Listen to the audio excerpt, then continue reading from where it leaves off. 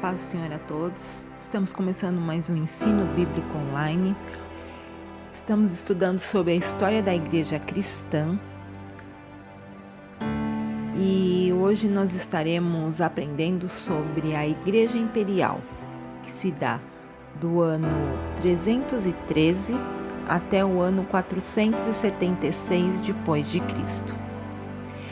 Em João 21, versículo 17, está escrito: Disse-lhe, terceira vez, Simão, filho de Jonas, ama-me? Simão entristeceu-se por lhe ter dito, terceira vez, ama-me? E disse-lhe, Senhor, tu sabes tudo, tu sabes que eu te amo. Jesus disse-lhe, apacenta as minhas ovelhas. Então, o período que vamos estudar, ele compreende do Edito de Constantino, em 313 depois de Cristo, até a queda de Roma, que se deu em 476 depois de Cristo. E o que mais marcou esse período foi que em 380 o cristianismo foi reconhecido como religião oficial do Império Romano. Então, após a abdicação de Diocleciano, no ano de 305, 4 aspirantes à coroa do Império Romano estavam em guerra. Os 2 rivais mais importantes eram Maxênio e Constantino. Constantino era favorável aos cristãos, apesar de não se declarar como tal. Ele afirmou ter visto uma cruz luminosa com a seguinte inscrição: In hoc signo vinces, que quer dizer, por este sinal vencerás. E mais tarde ele adotou essa inscrição como insígnia do seu exército. Então, no ano de 323 depois de Cristo, Constantino alcançou o posto de imperador. Os templos das igrejas foram restaurados e os cristãos passaram a ter liberdade para construir novos templos, que se espalharam por todo o império. Os cristãos passaram a exercer de novo a sua função.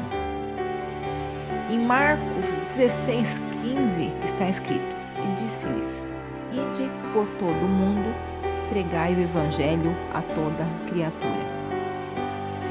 Constantino, ele era tolerante em relação a todas as formas de religião. Ele procurava a conversão gradativa do povo ao cristianismo, mediante a evangelização e não por decretos. Então, a adoração pagã ainda era tolerada, porém não havia mais os sacrifícios oficiais. Em muitos lugares, os templos pagãos foram dedicados ao culto cristão. Esses templos eram sustentados pelo tesouro público e logo eles passaram a ser concedidos às igrejas e aos clérigos cristãos. O dinheiro público foi enriquecendo as igrejas, os bispos, os ministros, todos os funcionários do culto cristão que eram pagos pelo Estado. Nessa época, com o cristianismo em crescimento, a crucificação foi abolida, o infantício foi reprimido, o tratamento dado aos escravos era mais humano e as lutas de gladiadores foram reprimidas. Quando o filho de Constantino assumiu o poder, ele decretou pena de morte a todos os adoradores de ídolos. Então foi feito um decreto que proibia que se falasse mal do cristianismo e de todos os livros que fossem contrários foram queimados. Isso fez com que o paganismo fosse extinto no decorrer de 3 ou 4 gerações. Sem a perseguição ao cristianismo, a igreja começa a discutir assuntos internos nessa época, doutrinários, E para isso ela se reúne em concílios. Esses concílios era onde somente os bispos poderiam votar. A primeira controvérsia aconteceu a respeito da doutrina de Trindade, em relação ao Pai e ao Filho Atanásio. O diácono defendia a divindade de Cristo e sua existência eterna. Porém, Ário não admitia a divindade de Jesus e nem a sua existência eterna. Então, o Concílio de Nicéia, que se deu no ano de 325, e a maioria dos bispos condenou as ideias de Ário.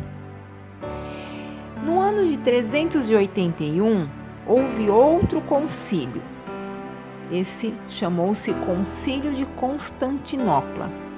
Apolinário dizia que Jesus na terra não era homem, mas Deus em forma humana. A maioria dos bispos defendia a humanidade e divindade de Jesus na mesma natureza. A heresia de Apolinário foi condenada e ele se afastou da igreja. No ano de 418, houve um outro concílio, esse Concílio de Cartago.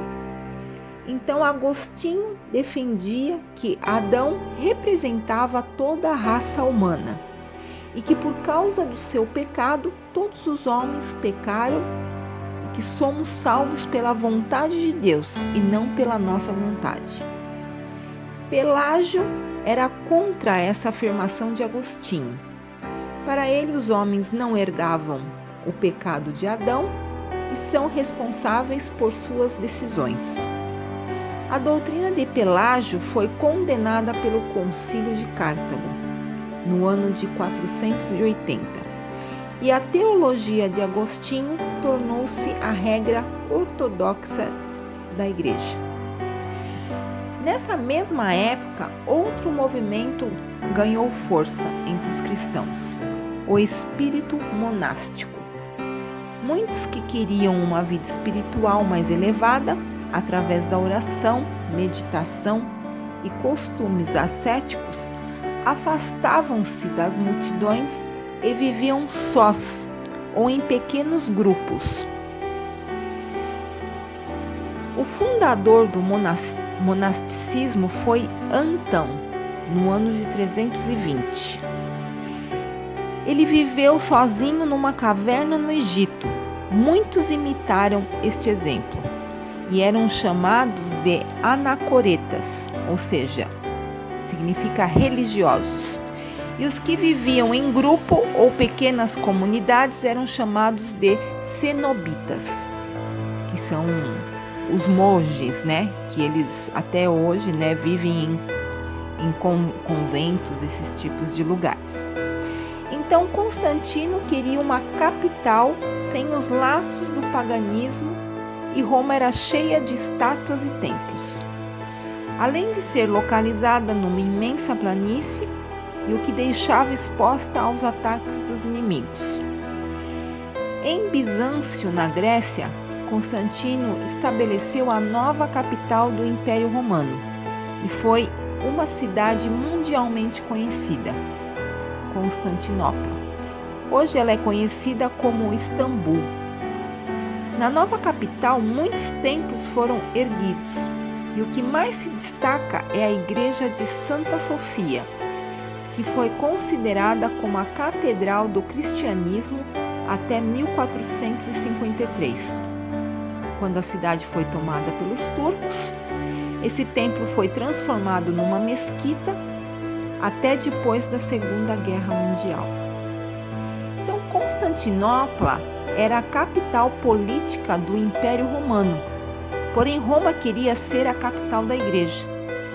O próprio bispo de Roma se autodenominou Papa e queria autoridade sobre todo o mundo cristão.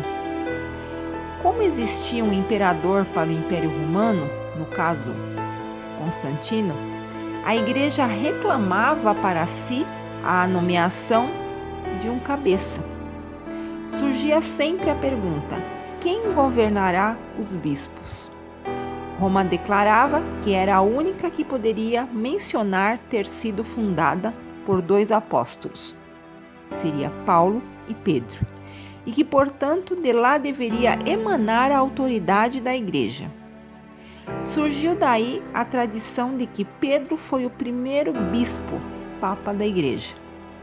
Fundamentavam essa afirmativa com os seguintes versículos, que fica em Mateus 16:18 e João 21:17, e diziam: se Pedro foi o chefe da Igreja, então seus sucessores, os papas de Roma, devem continuar a exercer a mesma autoridade. Então, após sucessivas invasões e divisões, o antigo Império Romano ficou reduzido a um pequeno território ao redor da capital. No ano de 476, uma tribo de germânicos apoderou-se de Roma e destronou Rômulo. Neste ano, o Império Romano Ocidental deixou de existir, ficando apenas o Império Romano Oriental, com sede em Constantinopla. Quase todas as tribos conquistadoras se converteram ao cristianismo, que ainda era vivo e ativo. Mesmo com a queda do império, a Igreja conservava sua posição imperial. Foram dirigentes da Igreja Imperial desta época Atanásio, Ambrósio de Milão, João Crisóstomo, Jerônimo, que traduziu a Bíblia para o latim, a Vulgata Latina, que é até hoje a versão autorizada pela Igreja Católica Romana. Agostinho, seus escritos foram a teologia cristã, foram de grande influência. Então, apesar dos triunfos do cristianismo haverem trazido coisas boas ao povo, contudo, a aliança entre Igreja e Estado, tornando o cristianismo a religião oficial, não foi tão bem sucedida para a Igreja.